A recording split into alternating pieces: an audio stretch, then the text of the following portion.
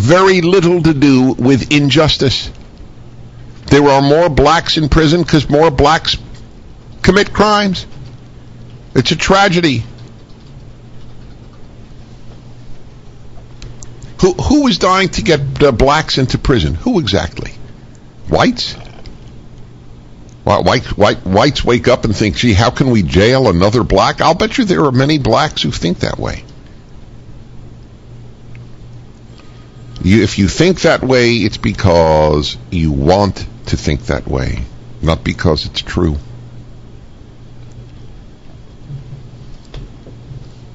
So in order to keep the 1960s alive, you have to find major injustices.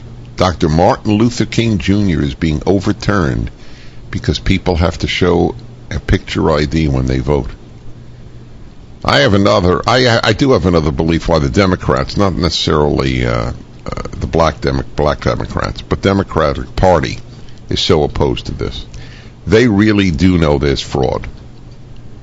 And this really ends fraud, in large measure anyway. And they don't want that to happen. From the Kennedy defeat of Nixon and Illinois votes through today, isn't it something? Don't you find it interesting that whenever they find new votes, they're always Democratic votes? Isn't that interesting? Whenever there's a trunk filled with votes that weren't counted, like in Minnesota, to elect Al Sharpton and therefore pass.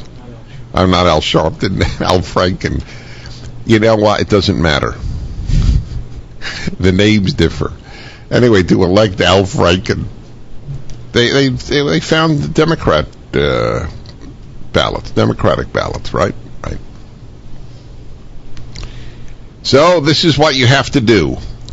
You have to believe, you have to make yourself believe, I, Loretta Lynch, am still fighting the battles of the 60s. They always oh yeah, things are better.